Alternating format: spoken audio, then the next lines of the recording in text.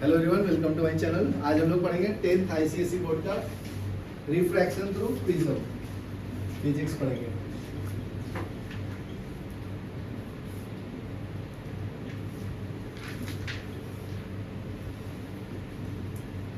Refraction through prism.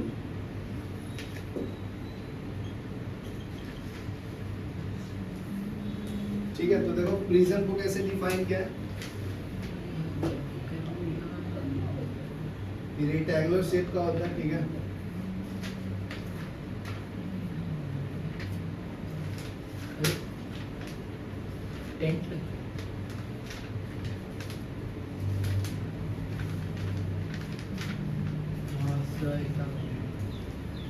ठीक है, तो ये लिख लो, ये बेस है, नाम भी दे दो B C E F A T. ठीक है, ये एंगल क्या है? Refracting angle.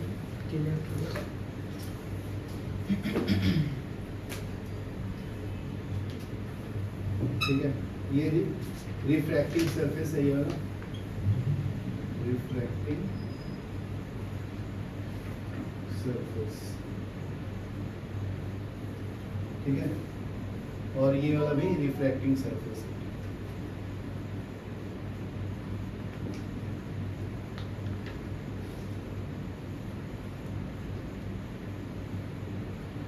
ये जो है, ये एज बोलते हैं इसको, refracting as.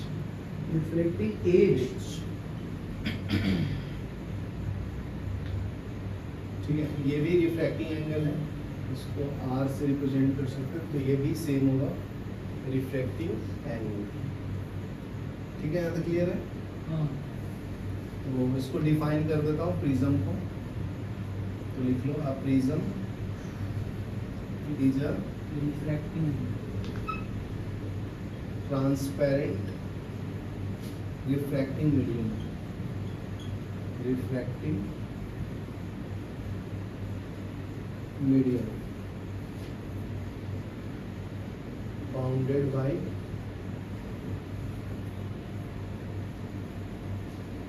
two plane surfaces making an angle with each other। ठीक है, तो ये पॉइंट हो गया प्रिज्म के बारे में। अभी देखो छोटे छोटे जो पॉइंट्स है उसको डिफाइन कर देता हूँ। हाँ। Refraction of light through glass prism.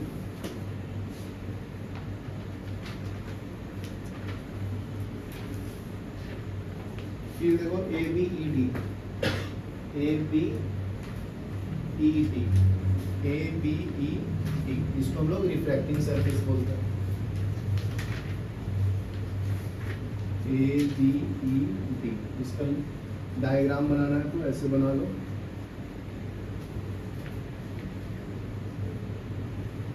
ये आपका रिफ्रैक्टिंग सरफेस है।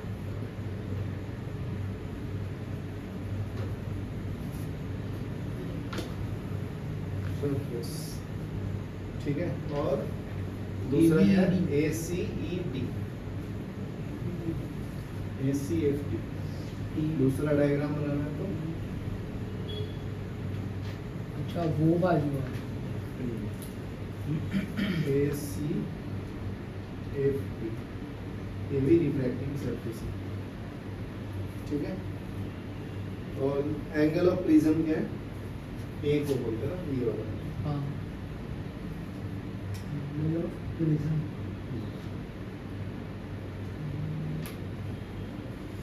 तो थर्ड पॉइंट क्या है?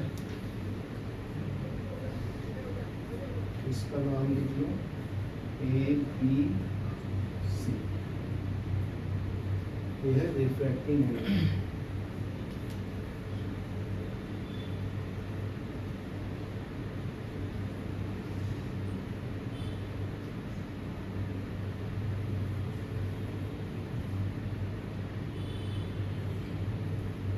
दूसरा है, थर्ड है रिफ्रैक्टिंग एज। यहाँ तक लिखो।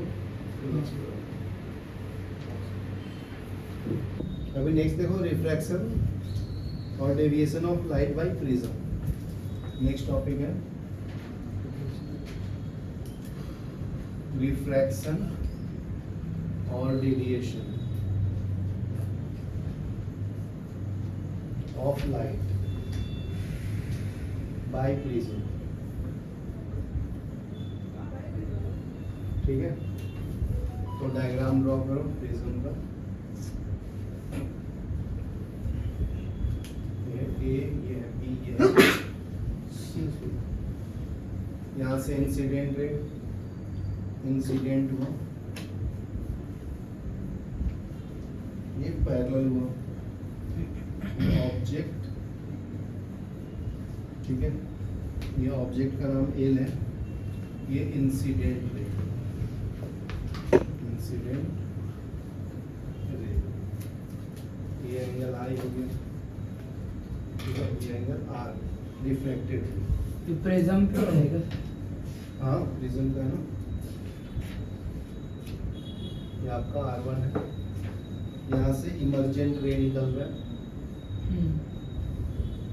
वही ना, रेयर टू डेंसर।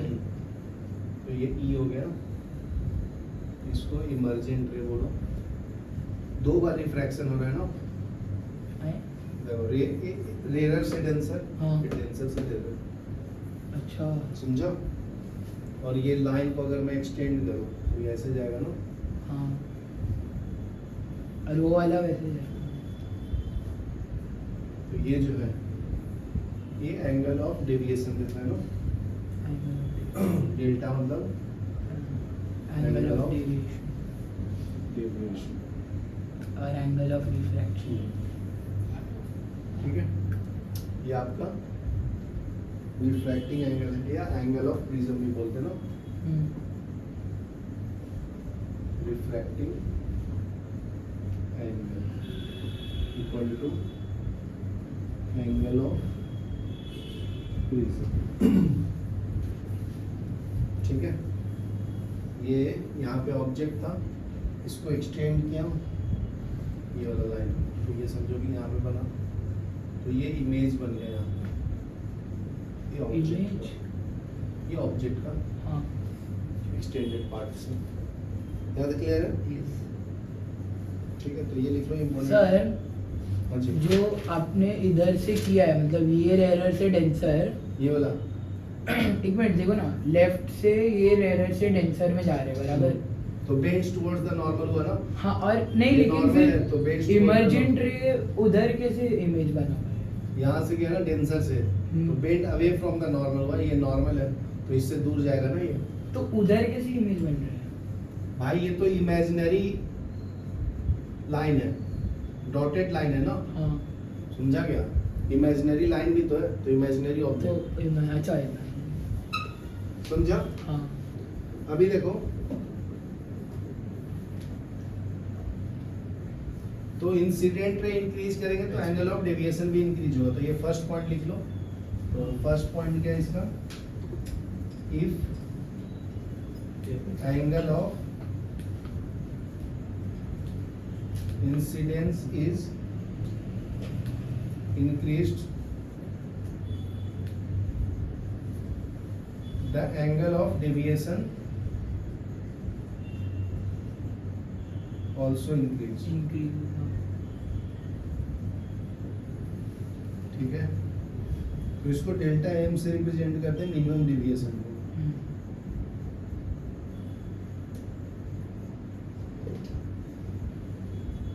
तो फिक्स्ड वैल्यू ऑफ इंसिडेंट रहेंगे तो एंगल ऑफ डेविएशन डेल्टा होगा, उसको डेल्टा एम बोलते हैं।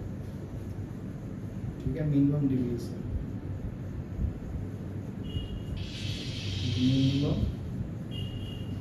डेविएशन, उसको डेल्टा एल से रिप्रेजेंट करो। ठीक है, for a certain fixed value of incidence angle of deviation is minimum।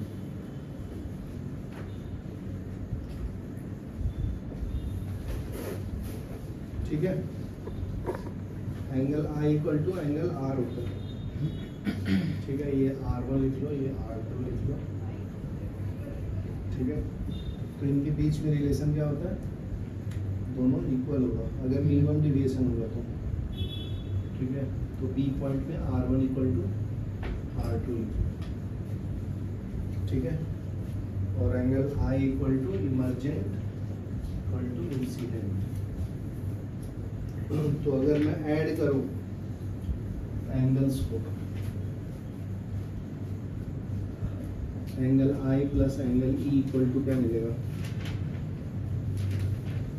A plus delta होता है ना, एंगल प्लस मिनिमम डेविएशन। तो इसमें डाल दो वैल्यू, देखो I इक्वल टू E है, तो ये 2 टाइम्स हो जाएगा ना, 2 times of I equal to A plus delta. तो एंगल I इक्वल टू क्या मिलेगा, A प्लस डेल्टा 2। समझा? तो यहाँ से मिनिमम डेविएशन निकालना है, तो इसको मल्टीप्लाई कर लो, 2I equal to A plus delta, तो delta equal to 2I minus A, ठीक है। डेरिवेशन, तो higher the refractive index of prism larger will be the deviation. Derivation है ना। हाँ जी। दूसरा पॉइंट में क्या है, अगर म्यू का वैल्यू ज्यादा होगा तो डेविएशन भी ज्यादा होगा। Higher the value of refractive index, higher will be the deviation. यहाँ दिखना है तो लिखो, चलेगा चलेगा। Higher the value refractive index, higher will be deviation, ठीक है, लिख लो। तो देखो मैं ग्राफ भी ड्रॉ कर देता हूँ, ठीक है। तो ग्राफ, एंगल ऑफ इंसिडेंट अगर इंक्रीज होगा, एंगल ऑफ इंसिडेंस, ठीक है, आई, तो एंगल ऑफ डेविएशन भी बढ़ेगा ना, एंगल ऑफ डेविएशन, ठीक है। तो पहले तो एंगल बढ़ेगा तो डेविएशन कम होगा, एक पॉइंट के बाद फिर बढ़ेगा, ठीक है।